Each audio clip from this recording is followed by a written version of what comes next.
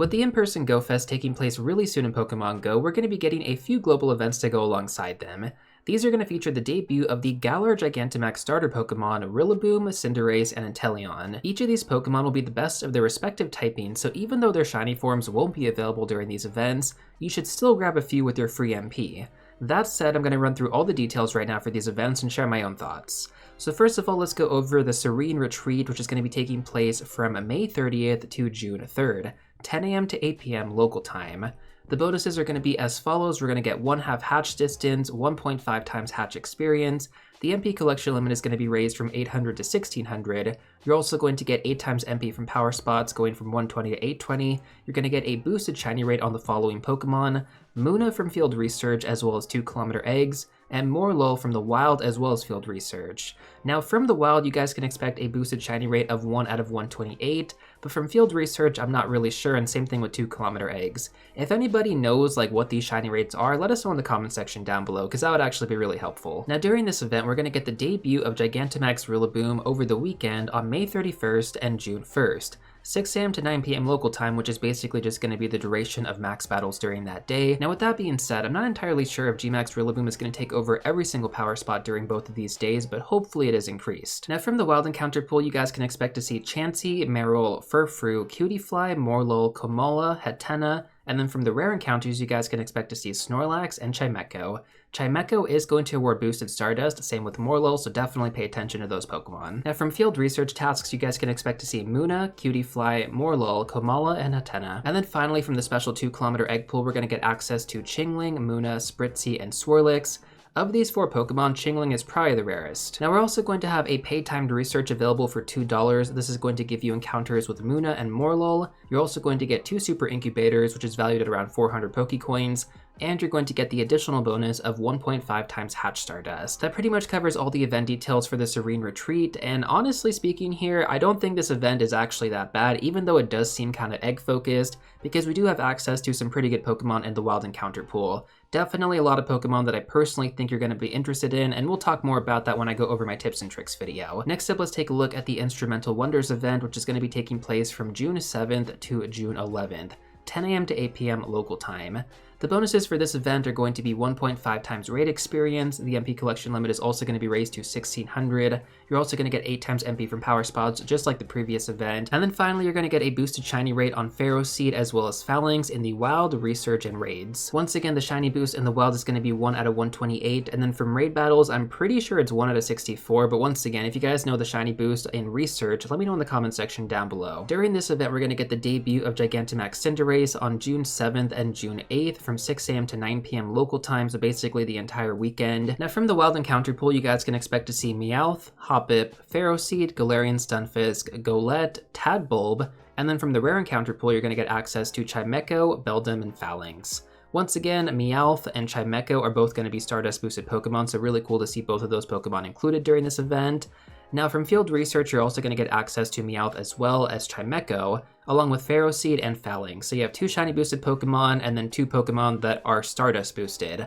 Honestly, during this event, Field Research tasks are going to be OP. You definitely want to be doing them. During this event, we're also going to get access to 1-star raids featuring Meowth, Beldum, and Pharaoh Seed, and then in 3-star raids, we're going to get access to Galarian Stunfisk and Phalanx. I forgot to mention this as well, but Galarian Stunfisk is a perma-boosted shiny Pokemon, so the shiny rate on that Pokemon all the time is going to be 1 out of 64, regardless if it's in raids or if it's in the wild. Now, all things considered, because all these Pokemon available in raid battles are also going to be available in the wild and in Field Research, there is no reason to actually waste your raid passes on these specific raids. Hunt them in the wild, do not waste your raid passes, save those for legendary Pokemon because it's just going to be better use. Now just like the Serene Retreat event, we're also going to get a paid timed research available for $2. This is going to give you encounters with Pharaoh Seed as well as Phalanx. You're also going to get 5 premium raid passes and a 2 times raid Stardust bonus. Those raid passes alone make this deal totally worth it, so in my opinion this one is definitely a steal. Now overall this event actually seems a little bit better than the Serene Retreat event, but that might just be personal preference here. I just think the Field Research research is really good, the wild encounter pool is also really good, and none of these Pokemon are actually locked behind raids, so that's always a huge plus. Now we do actually have one more event to go over. That's going to be the Phantom Ruins event from June 14th to June 18th, 10 a.m. to 8 p.m. local time. The bonuses are going to be as follows. We're going to get 2 times catch experience. The MP collection limit is going to be raised once again to 1,600. You're also going to get 8 times MP from power spots. And of course, you're going to get a boosted shiny rate on the following Pokemon: Gothita and Phantom, available in the Wild, Research, and Incense. And just like the previous events, we're going to get a 1 out of 128 shiny boost on the Wild encounters. I'm not really sure about Research, and then Incense encounters should be the same as the Wild. Now we're also going to get the debut of Gigantamax and Intelleon on June 14th and June 15th from 6 a.m. to 9 p.m. local time, basically the entire weekend once again. And that is going to conclude the Gigantamax Gen 8 starter Pokemon, which again, like, they don't have their shiny variants here, but you're going to get increased MP from power spots. You're going to get the MP collection limit raised. You can get a couple of free ones done over the weekend, and you can also remote raid these now. Just overall, this is kind of like a new thing for max battles, especially Gigantamax max battles. It's going to take some time to work things out.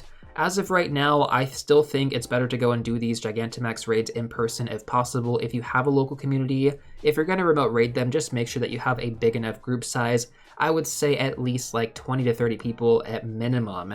And if you don't have that many, just hop out and then just wait until you can get into a lobby that actually has that many. 30 plus would be ideal, especially just given how bad some people's counters can actually be. I think PokeGenie needs to actually do some sort of pre-requirement to know that people actually have proper counters, just because I read so many comments of people actually just experiencing a lot of trainers coming in with, like, you know, not even evolved Pokemon. This happened when Gigantamax Pokemon first released and we were doing the in-person raids. It was really difficult. It's why it took some lobbies like 40 trainers to actually get it done. People were not evolving their Pokemon, they were not powering them up, they were not upgrading the max moves, and if you don't do that, well then naturally it's going to be really difficult to take down the boss. So it's going to take some time for people to get up to speed. A lot of players ignored Gigantamax and Dynamax for a very long time, but now that it's in remote raids, I mean, people are kind of opening up to it a little bit more. Just mainly due to accessibility. I understand some people still just don't care about this feature that much, but it's pretty fun if you can actually get into a good lobby. Anyways, that's kind of my little rant on Gigantamax Pokemon currently with the remote raid system. We got a long ways to go before things are actually fleshed out a bit more. Okay, now we still have some stuff to talk about in regards to this event, so let's go over the Wild Encounter pool next. So from the Wild Encounters, you guys can expect to see Rhyhorn, Duskull, Skorupi, Drillbur, Arcan, Gothita, Golett, Phantom, and then from the rare encounters, you're going to get access to Sableye and Chimecho. So Chimecho is featured throughout all 3 of these events. Stardust boosted Pokemon, always catch them. They're a little bit difficult to catch, so make sure you have raspberries and even golden raspberries if possible. That'll make your life a lot easier. Sableye is also Stardust boosted, so you have at least 2 Pokemon in each of these events that are going to be Stardust boosted. I think that's pretty cool. Definitely a good incentive for like veteran players to also go out there and grind this event. It just makes it a little bit more enjoyable overall. Now, if it wasn't already hinted earlier with the boosted shiny rate on Gothita and Phantom from Incense, we're going to get special Incense encounters during this event, specifically Sableye, Chimecho, Gothita, Rufflet, Phantom, and Greavyard. The only Pokemon here that can't be shiny is going to be Greavyard. I don't really know why. The Pokemon should definitely have been turned on during this event. I feel like it's been in game long enough, just saying. We're also going to have Gothita, Rufflet, Phantom, and Greavyard featured in field research tasks. I think it's pretty good, all things considered, having both of the shiny boosted Pokemon in there. But, you know, Rufflet and Greavyard, not exactly great Pokemon. And of course, just like the other 2 events, we're going to get a paid timed research for $2. This will give you encounters with Gothita and Phantom. You're going to get 5 Incense and the special bonus of 2 times Catch Stardust. Now, the main appeal of this ticket is that 2 times Catch Stardust bonus, in my opinion. The Incense you're going to get will equal out to about $2, so you're going to get your value in terms of premium items. And I also do think that the shiny boosted Pokemon from this event are a bit more desirable than the previous 2 events.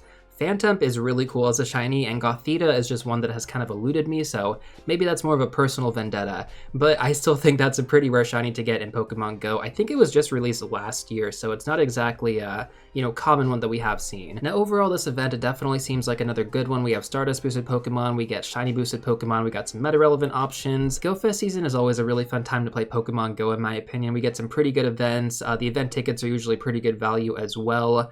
And, of course, we have GO Fest itself, which is going to be a massive 2-day event. plus the in-person Go Fest, and these go alongside with those, so I think it just works out really nicely.